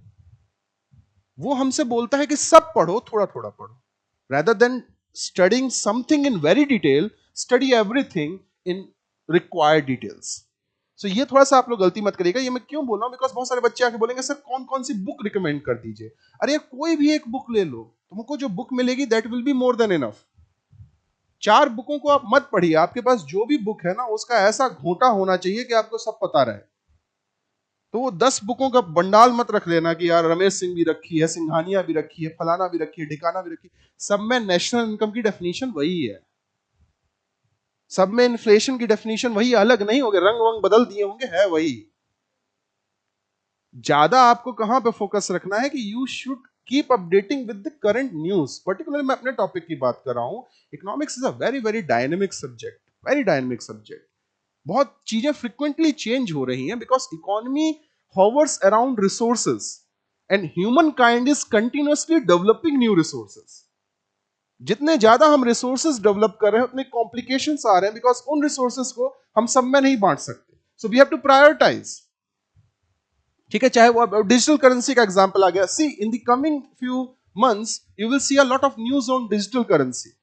Who is going to get it, who is going to not get it, will there be a time frame manner कि भाई इसके बाद मैच्योरिटी लेवल खत्म हो जाएगा कि नहीं होगा, ठीक है। In particular the COVID time there was a lot of discussion about bad banks और पैरा बैंक्स, क्योंकि बहुत सारे लोन डिफॉल्ट्स हो रहे थे। उन लोन क्यों डिफॉल्ट हो रहे थे, भाई लोग के पास जॉब नहीं है, कहां से वो पैसा भरेंगे।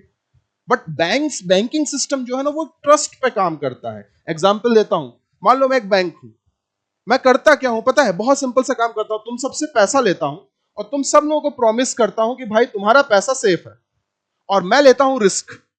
मैं इस पैसे को उठा करके एक एंटरप्रेन्योर को, बिजनेसमैन को, किसी को भी दे देता हूं, जहां पे मुझको पता है कि there is a chance that ये मनी सिंक हो सकता है।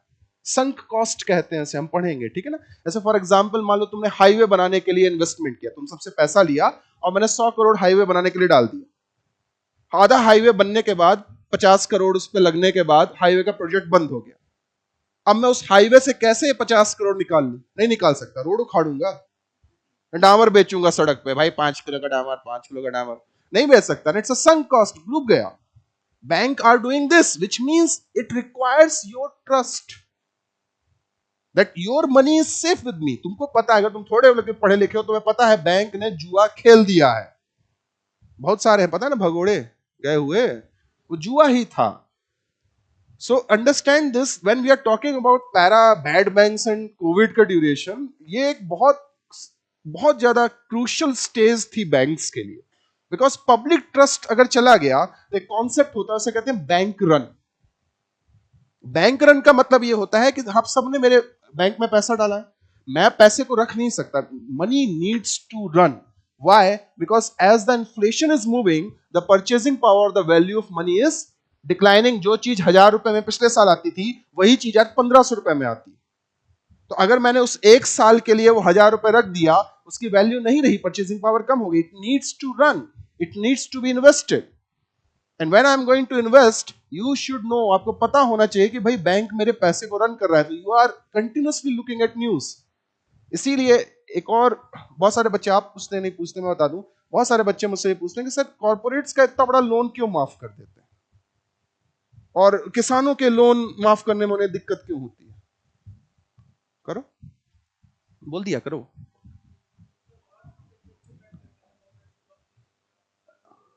अच्छा है, हाँ ठीक है, अच्छा है, करीब करीब है, थोड़ा सा और चाहिए। और कोई ट्राई करो, गलत हो जाओगे। क्यों कॉर्पोरेट्स के इतने बड़े लोन माफ कर देते हैं पर किसानों के लोन माफ करते हैं तो इतना ह्यू एंड क्राई क्यों हो जाता है? हाँ, बैठ के आराम से, बैठ के आराम से।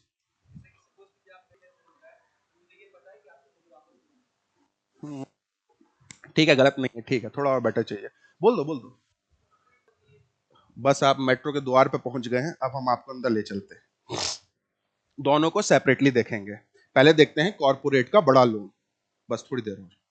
कॉर्पोरेट के बड़े लोन का क्या मतलब है?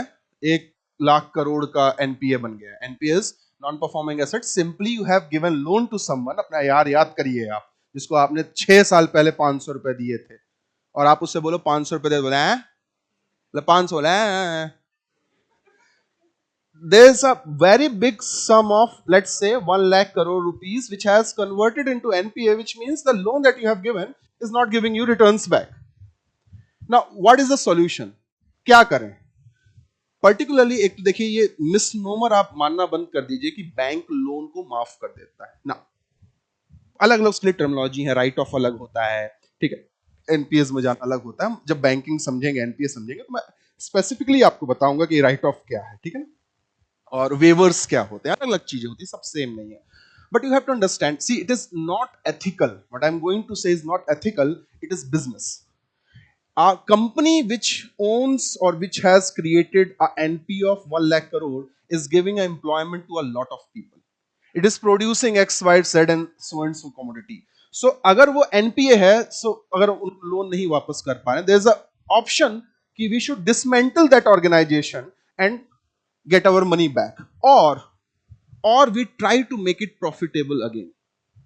कि वो जो सेटअप है कि बिजनेस का है ना, ऑलरेडी एग्जिस्टिंग बिजनेस है, ऑफिसेज है, प्रोडक्शन लाइन है, ट्रेंड आपके ह्यूमन रिसोर्स है, उनको सबको बिखेरने की बजाय let's make them profitable again by changing their administration, by changing their management, their changing their strategies and tactics and so and so. So जो आप पढ़ते हैं वो 100% ट्रू नहीं है कि भाई बैंक ने इसका इतना माफ कर दिया, ऐसा नहीं है। वो कई बार बैंक क्या करता है, इक्विटी ले लेता है उस ऑर्गेनाइजेशन में, तो 50% इक्विटी ले ली और अपने बंदों को उसमें डाल दिया, बोला भाई अब तुम चलाओ इस कंपनी को कि ये लॉस में ना जाए। द सेकेंड वन जो कि किसान वाला है, किसान वाले प्रॉब्लम क्या है, there are small loans, but the problem is that there are lot of farmers who have taken loan. So bankers ये बोलते हैं कि इससे क्या होगा कि जो डिसिप्लिन है, बैंकिंग डिसिप्लिन जिसे हम कहते हैं, वो ब्रेक हो जाता है।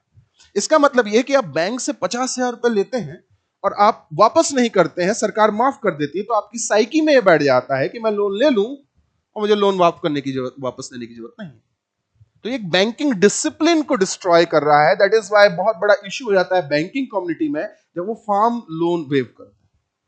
उन्हें कहना है कि आप वेव कर रहे हो, आप माफ कर रहे हो, और किसान को यह पता चल गया है कि इलेक्शन आएगा और मैं अपना लोन माफ करवा सकता हूं। एमपी में एक पार्टी ने मैनिफेस्टो में लिखा भी है। देखिए वो, देखिए अगर हम एथिकली समझे, अगर हम इंडिया की बात समझे, तो इंडिया में फार्मर्स बहुत गरीब हैं, they require it, we understand that. At the same time the banking community is not wrong, it is creating a perception कि भाई if I am going to take a loan and if I am not going to pay it back, there will be no repercussions on me. Okay, so to understand these things we require more and more, or you can say better understanding. Okay, so I told you that one more step we will quickly, one more small topic uh, we will quickly see, ठीक है? So एक बार जल्दी quickly से, we understood something about poverty, बहुत exact नहीं, there were lot of formulas, है ना, head का हेड काउंट रेशियो हो गया, पॉवर्टी गैप इंडेक्स हो गया, सेंस इंडेक्स हो गया, वी विल सी दोस, है ना, we will also understand the traditional and modern methods of measuring poverty and so the depth and other things too. We discussed a bit about inflation and also we connected it with how currency appreciates and appreciates. Okay, now one more thing is, uh, quickly we will discuss about inequality. Okay, and inequality can be of, particularly of three types. So we're going to discuss, right?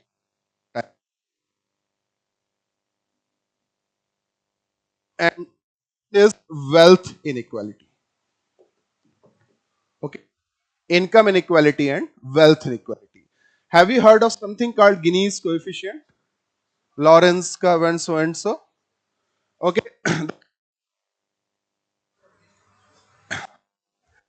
so here we will have, let's say, population, and here we can have investment, income or wealth. We can have anything.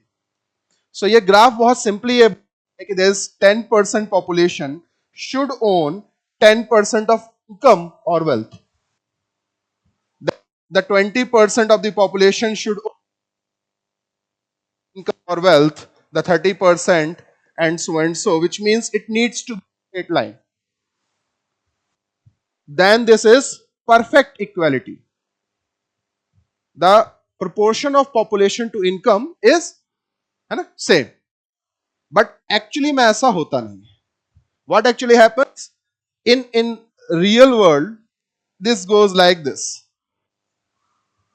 कि भाई 30% 40% of the population only has 10% of income or wealth, and then all of a sudden this topmost earn close to 80% of income or they hold 80% of the wealth. ठीक है, फिर से prelims के लिए हमको गिनी coefficient पता होना चाहिए, हमको वैल्यू पता होनी चाहिए 0 से 1 के बीच में क्या है, इंडिया की रैंकिंग पता होना चाहिए, कैसे एरिया निकालते हैं, कैसे कोएफिशिएंट को कैलकुलेट किया जाता है, ये सब पता होना चाहिए. But when we are talking about mains, we have to suppose question ही आता है, what about is income inequality closely related to gender inequality in India, और वी कैन से एक्सप्लेन, बहुत पहले आते थे क्वेश्चन, अब तो नहीं आते हैं, एक्सप्लेन लॉरेंस कर्व और calculate define how Guinea coefficient is calculated and so. But now UPSC थोड़ा सा ज्यादा व्हाट यू से प्रॉब्लम बेस्ड क्वेश्चन पूछने लगा. So they are going to ask you what is inequality, what was the report regarding inequality, how India can tackle inequality and so and so. And the third stage, that is interview or personal interview, there you need to understand this. ठीक.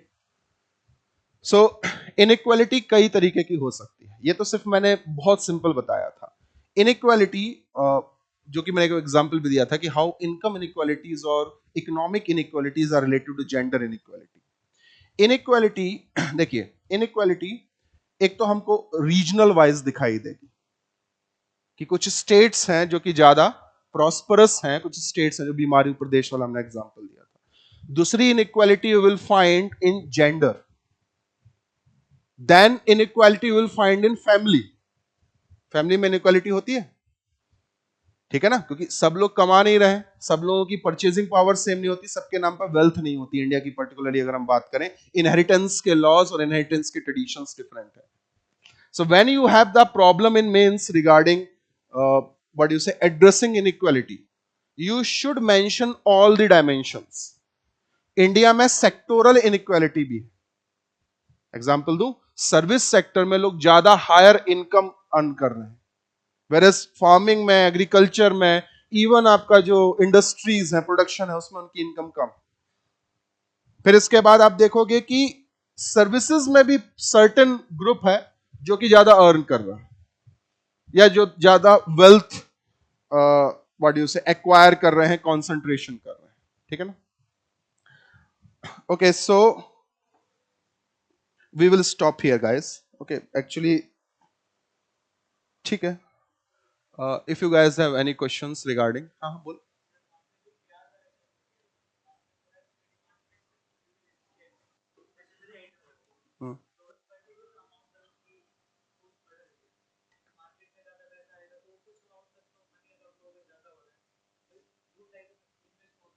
नहीं नहीं, देखिए क्या है, उसको समझिएगा कि प्याज का प्राइस बढ़ा क्यों है.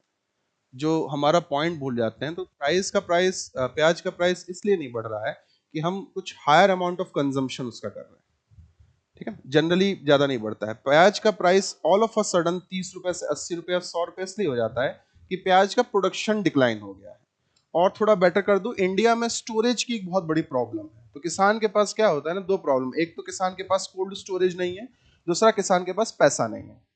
तो अगर उसने प्याज सरप्लस प्रोड्यूस कर ली थी, तो ना तो वो उसे कोल्ड स्टोरेज में रख पा रहा है और ना ही उसको बचा पा रहा है। तो यहां पर क्या होगा कि यहां पे एक सर्टेन ग्रुप की इनकम बहुत रिस्ट्रिक्ट हो जाएगी। और थोड़ा बेटर समझिए, बीच में अगर न्यूज़पेपर में आप देखते होंगे तो किसान लोग सड़क पे अपना सामान फेंक देते हैं, है ना, लहसुन फेंक दिया, दूध फेंक दिया। अब प्रॉब्लम क्या है ना, problem is of middle man, कि किसान बेचता है प्याज को 5 रुपए किलो, लेकिन वो यहां तक पहुंचते पहुंचते हो जाती है 30 रुपए किलो, 40 रुपए किलो। तो जो आपका आर्ग्यूमेंट है उससे वो एक सर्टेन सेक्शन कमा रहा है, the middle man between the farmer and the urban consumer. तो उससे प्रॉब्लम क्या है कि किसान के पास अगर पैसा नहीं जाएगा उसकी प्रोड्यूस का, तो किसान उसको अगले साल हायर अमाउंट ऑफ प्रोड्यूस नहीं करेगा, तो ब्लैक मार्केटिंग हो जाएगी, उसकी उसकी होर्डिंग हो जाएगी। और इसीलिए इंडिया में किसान इतना ज्यादा गरीब है। अरे हम यहाँ पे दिल्ली में हम सब रहते हैं, कितना महंगा फल खरीदते हैं हम लोग, कितनी महंगी सब्जियां खरीदते हैं, पर वो रिटर्न्स किसानों तक नहीं पहुंच रहा है। इसीलिए किसान लगातार एमएसपी के लिए होते हैं। आई होप क्लियर है, नहीं होता कुछ और किसी को एक एक एक, एक,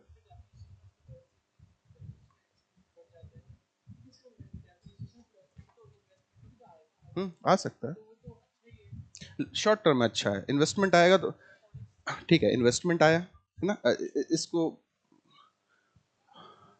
इसको भी लेते हैं, ठीक है, तब तक आपका क्वेश्चन। हम्म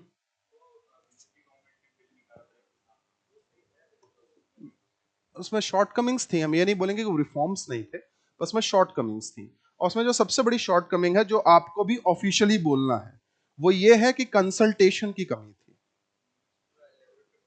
यार वो लंबा है, हम किसान बिल पढ़ेंगे क्लास में, ठीक है ना, बट अभी मैं तुमको ये समझा सकता हूं कि there were concerns of farmers that were not addressed. So हम एक ब्यूरोक्रेटिक की तरह, हमेशा ब्यूरोक्रेट की तरह हमारा आंसर हमेशा रहेगा कि ना तो हम इधर खड़े होंगे, ना हम उधर खड़े होंगे, ना हम गवर्नमेंट के साथ खड़े होंगे, ना हम फार्मर के साथ हम बुद्ध वाला मांग देंगे। वहां पे क्या था कि if you are bringing a bill and farmers are protesting, what should be the solution? Go and consult the farmers, ask them what are their problems and they will answer that. Okay, now to your question. See, there was a argument, is CAD good or bad? CAD is current account deficit. So what actually happens with depreciation or something, that the invest coming more and more to India, this is India, and it is getting investment. And can you tell me two different types of foreign investments, direct and indirect? So we have direct investment and then we have institutional investment, portfolio investment, and so what a difference we will see later on.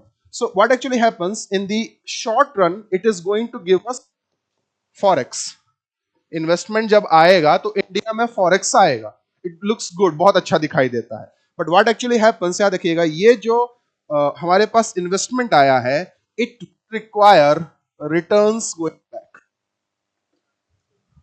अरे भाई आपके यहां पैसा लगाया ना उसने, तो बदले में उसे कुछ चाहिए कि नहीं चाहिए? सो ये एक रिकरिंग सा लगातार होता रहेगा। तो हमको एक बार फॉरेक्स आया, एक बार हमको इन्वेस्टमेंट आई, पर हर क्वार्टर्स में, there are 4 quarters in a financial year, हर quarters this money is going to go back, and any movement this investment go back. Okay, and to add on to this, investment is coming in, अगर वो long term investment है, particularly अगर वो physical assets के form investment, it's good. But the problem is also कि appreciation और depreciation सबसे ज्यादा इफेक्ट करता है हमारे imports को, और वो इंपोर्ट्स हमारे लिए बहुत ज्यादा टसल क्रिएट कर देते हैं, पर्टिकुलरली फ्यूल के इंपोर्ट्स जो हैं। या अगर थोड़ा सा आप और पढ़ेंगे तो आप ये जानेंगे कि रिसेंटली फार्मर्स को फर्टिलाइजर्स नहीं मिल रहे थे, पढ़ा था किसी ने न्यूज में? एक दो चैनल्स में तुमको रिकमेंड करूंगा, सारे देखना, न्यूट्रल होकर के देखना, पर देखना। हो क्या रहा था कि फार्मर्स को बहुत सारा नहीं मिल रहा था। रीजन था कि रशिया यूक्रेन की वॉर ने ना फर्टिलाइजर्स में जो रॉ मटेरियल्स लगते हैं एनपीके, उसमें पी और के, है ना, फास्फोरस और पोटेशियम, उसकी सप्लाई को बहुत ज्यादा रिस्ट्रिक्ट कर दिया।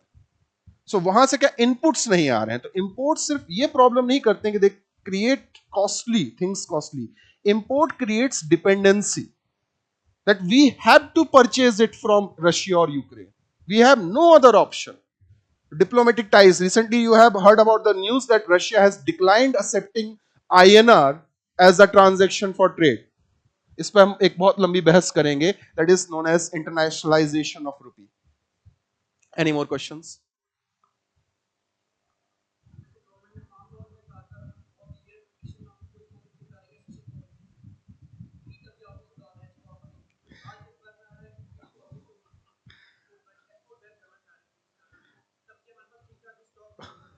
नहीं नहीं नहीं, देखिए फिर से आप सब लोग समझिएगा इस बात को। दो रोल्स हैं आपके, एक रोल एक सिटीजन का है और एक रोल है एस्पिरेंट का। दोनों रोल्स को मिक्स नहीं करना है। देखिए जो आप बोल रहे हो ना, उससे मैं 100% एग्री करता हूं, but it is not relevant for UPSC. जो एसेंशियल कमोडिटीज का है ना, क्रिटिसिज्म हमारे लिए काम का नहीं है, but is export of wheat is good or not, should we have some buffer already set up कि हम ये करें कि नहीं करें, so we can have criticism. So you can criticize government with farm laws, with essential commodities act, but always keep in mind when we are going to write the answers and we are going to present it, we have to take a neutral stance. एक अच्छे example से सुनता हूं, mains में एक question होता है critically analyse. For example आपने जो क्वेश्चन लिखा है उसी को हम बोर्ड पे लिख के आगे लिख देते हैं, critically analyse what we are going to do, we are going to present both the pictures criticizing government for fluctuating this essential commodities requirement and so at the same time we are also going to stand with the government. We are going to say this is the good for these steps and these are the bad of these steps, and ultimately last में जब हम conclude करेंगे अपनी बात को, we are going to give a neutral stance. So there are troubles with wheat. तो अगर मैं सिंपली बोलूं कि पहले हमने ये कमिट कर दिया था कि हम पूरी दुनिया को वीट खिलाएंगे, फिर हमको एक्सपोर्ट्स को कम करना पड़ेगा। ये थोड़ा सा क्या हो गया, पॉलिटिकल कमेंट हो गया, पॉलिटिकल क्रिटिसिज्म हो गया। So we will not take that, we will try to be neutral. और पूछिए, और ये फार्म लॉज हम डिस्कस करेंगे थोड़ा, जो इसेंशियल कमोडिटीज का है ना इफेक्ट, उसको देखेंगे।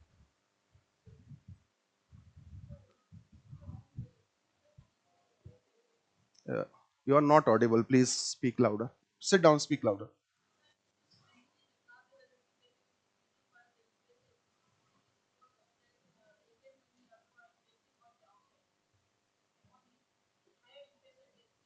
या okay, no, these happening actually, what is happening that because of some what do you say issues in western countries or western economies, they are trying to reduce the spending. So when we are going to discuss the monetary policy, there will be an example of this, that how the central bank or the reserve bank in our case, or federal bank in case of USA, they manipulate the demand and you can say the what do you say, supply of money. So in this case, India was facing the depreciation of rupee because the US dollar was moving out of India. At that time, it was just for federal ke rates bade the, this was the reason. But there can be other reasons too. A very good example I can give you is any political turmoil or any communal violence in India. What actually happens, the investor do not have faith in law and order. So it is not just the interest rate which can move investment outside. A very good example we can also say, very high taxation policies of India on foreign companies. कि किसी foreign company पे हम कुछ ज्यादा ही tax लगाने लगे तो they are going to move out. Can you give me an example? Tesla not coming to India, Volkswagen moving out of India. These are examples of these high taxation policies or what do you say, high restrictions on trade. So it is not just that interest is going to define. There are few more things which can define the investment atmosphere in India. हाँ, और कुछ?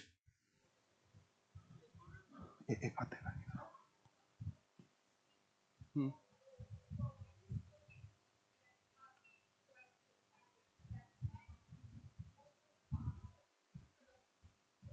हम्म,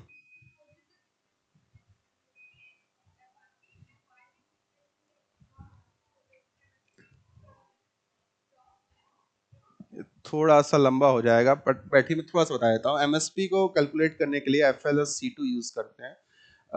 family labour और input के जो materials होते हैं उनसे calculate किया जाता है MSP, and we have 14 and 6 21 crops if I am not wrong, 20 23 so MSP is decided on this, and this fair price concept, this will be fixed. So we will discuss this थोड़ा सा ज्यादा, it requires a lot है ना कि MSP इसको हम थोड़ा सा डिस्कस करें।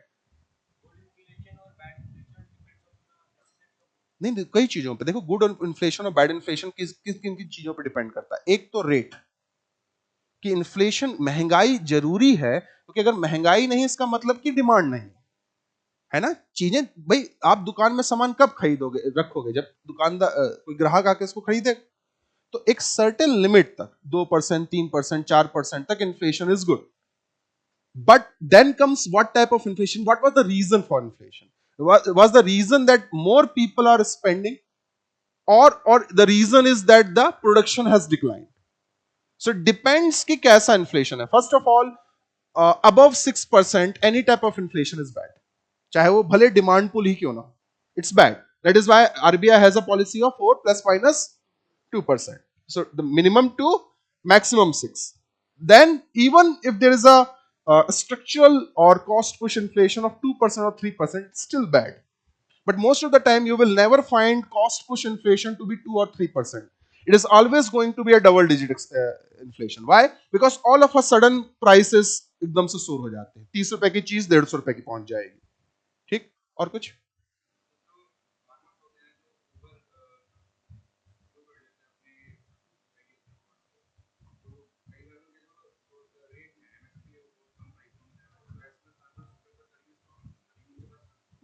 इंफ्रा नहीं है उनके पास. हाँ, भयानक भाई चल रहा है इस पे. हम लोगों ने नेशनल एग्रीकल्चर फंड बना रखा है और उसमें हम लगातार बना रहे हैं. We are trying to create cold chain and warehouses. Cold chain is, understand, you are a milk farmer. Milk क्या है? पेरिशेबल गुड है. और तुम हो हरियाणा के मिल्क फार्मर. अब हरियाणा से दिल्ली तक आते आते the milk is going to get spoiled. So you do not require cold storage, you require cold chain. Cold chain means refrigerated vehicle is going to come to your doorstep, it is going to collect the milk, and that refrigerated vehicle is going to take this milk to the cold storage. So हमको सिर्फ cold storages नहीं चाहिए, हमको cold chains चाहिए. तो हम लगा रहे हैं लगातार. हमारा स्पोकन हब मॉडल्स हैं और बहुत सारे मॉडल्स. वी आर, देखो, we have funds for that. हमने नेशनल एग्रीकल्चर फंड बना रखा है, नेशनल वेयर हाउसिंग भी बना हुआ है जो कि ये सारे काम कर रहा है. But still reach is not there. तो अगर हमको क्वेश्चन पूछा जाएगा, so we are going to give the example of national agriculture fund and warehousing and so कि we are trying to, but still अभी वो दूर है.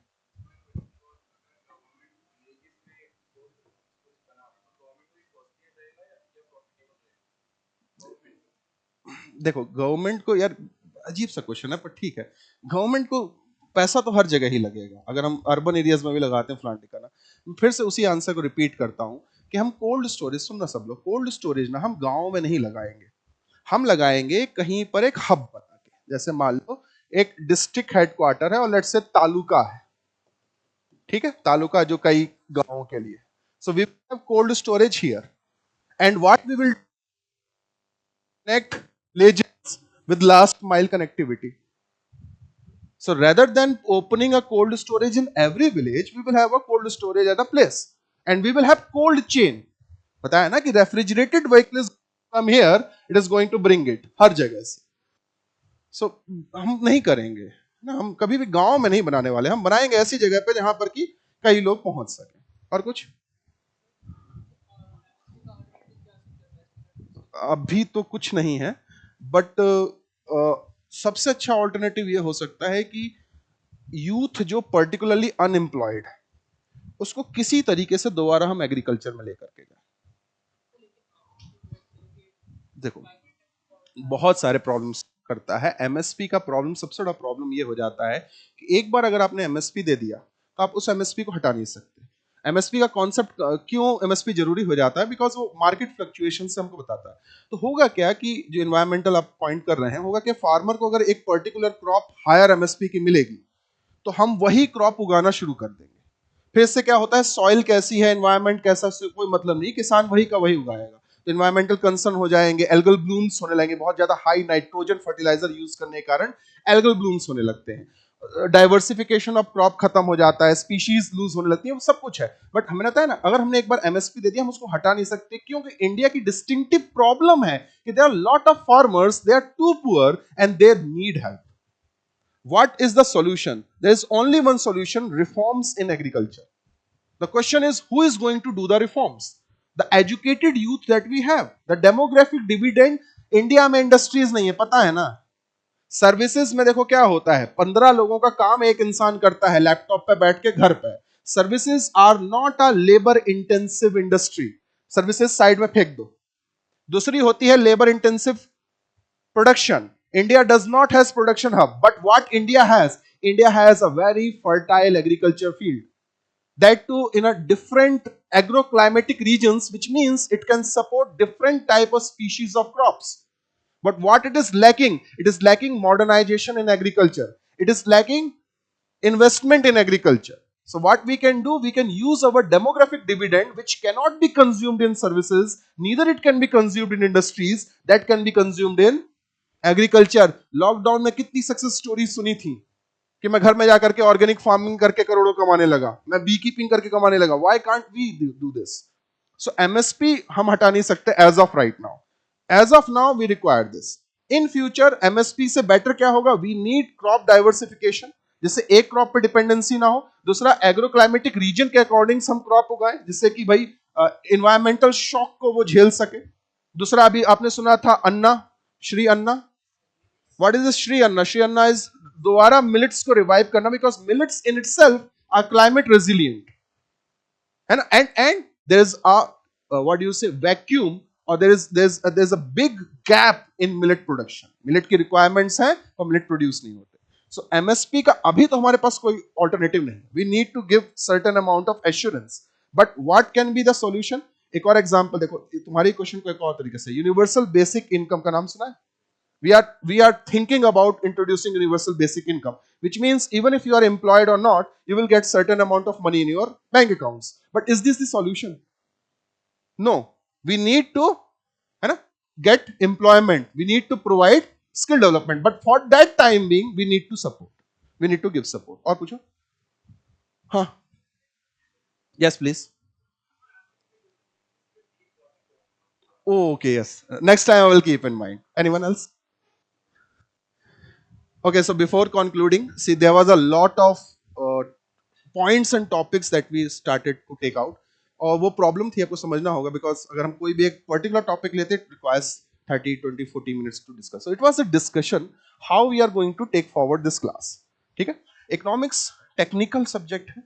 उस टेक्निकल सब्जेक्ट के जो शुरुआत की 2-3 क्लासेस होंगी, वो मैं आपकी इकोनॉमी को क्लियर कर दूंगा, है ना. जो टेक्निकल वाला पार्ट है ना, उसमें हम कॉन्सेप्चुअल क्लैरिटी लेकर के आ जाएंगे. इलास्टिसिटी क्या होती है, यूटिलिटी क्या होती है, शिफ्ट और डिमांड, क्वांटिटी डिमांड क्या डिफरेंस लाता है. ठीक है ना. लेटर ऑन जब हम फाइनेंशियल मार्केट्स में या बैंकिंग में जाएंगे, तो वहां पे टेक्निकल टर्म्स पढ़ते रहेंगे. पर याद रखना, टेक्निकल टर्म्स जो है हमारे, जो भी इन्फ्लेशन एंड सो है, उनका प्रैक्टिकल एप्लीकेशन बहुत इंपॉर्टेंट है. उसके लिए तुमको परेशान नहीं होना, उसके लिए मैं हूं. तो हम जो भी कोई कॉन्सेप्ट पढ़ेंगे, उसको हम रियल लाइफ के एग्जाम्पल से जरूर कंपेयर करेंगे. जैसे महंगाई का एग्जाम्पल हमने लिया, तो महंगाई को हमने मौसम से कनेक्ट किया कि भाई महंगाई जो है ना, वो अमीरों को नहीं पता चलेगी, वो पता चलेगी गरीब को. तो इसका एक क्वेश्चन आ गया कि भाई, इज इन्फ्लेशन गुड और not? Yes, inflation can be good, but understand a certain limit of inflation is good, because beyond that, what actually it does, it reduces the purchasing power of money that you have. Many a people who is earning, let's say 5 lakh rupees per month, अगर उसकी purchasing power 2% या 3% कम हो, इससे कोई फर्क नहीं पड़ता. But think about someone who is earning only 5,000 rupees per month. For that person, increase in prices of milk just by 2 rupees, it's a big deal. ठीक है? Later on we will come. So before concluding, और कोई question हो please? हाँ, one more thing before coming to that. NCRTs, okay, I will mention specifically कौन-कौन से chapter पढ़ने हैं. ठीक है, मैं बताऊंगा अभी नहीं. ठीक है. Then regarding the reference book, the book that you will get will be more than enough. तुमको खरीदनी है, तुम जा करके ORN में जितनी किताबें हैं वो खरीद लो. बट अगर तुम मेरी एडवाइस मानोगे, एक बुक पकड़ो, उसे ऐसा घोंटा मार लो, चाहो तो मिक्सी में ग्राइंड करके पी सकते हो, तुम जैसे करना चाहो कर लो. PYQs और करंट. हाँ,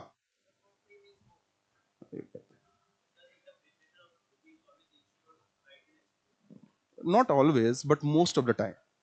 It depends on if the country is exporting or not. Let's take an example. India is a very deficient exporting country. India के बहुत ज़्यादा products नहीं है export. But think about a country which is very much dependent on export. Let's take an example of China. So there the change in currency's value is going to good. तो China क्या करता था? China जानबूझ करके अपने, याद है ना, करेंसी, क्यों? क्योंकि उसका export oriented economy. So he was asking that depreciation of currency is always going to affect export. It depends your country is exporting how much.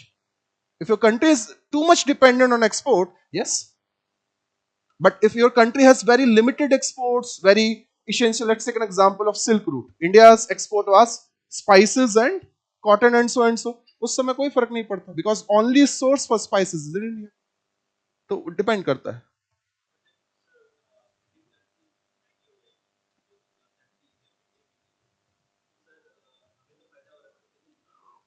किसको.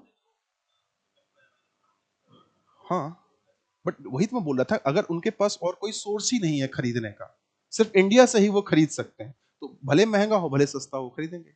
इट डिपेंड्स कि इंडिया की पोजीशन क्या है उसमें. ऐसे फिर से एग्जांपल है ना, मान लो इंडिया से जिंक मान लो सिर्फ इंडिया से ही जा सकता है, तो हम चाहे महंगा देंगे या सस्ता देंगे उसको फर्क नहीं पड़ता है. बट अगर कॉम्पिटिटर हैं, अगर यूएसए के पास जिंक इंडिया से भी आ सकता है, बांग्लादेश से भी आ सकता है, चाइना से भी आ सकता है, वियतनाम से भी आ सकता है, तो अगर जो हमसे इंपोर्ट कर रहा है उसको अगर हमसे कॉस्टलियर इंपोर्ट मिलेगा तो वो क्या कर देगा, इंपोर्ट को शिफ्ट कर देगा ना, जिस कंट्री से उसको सस्ता इंपोर्ट मिल सकता है, there our import is going to decline.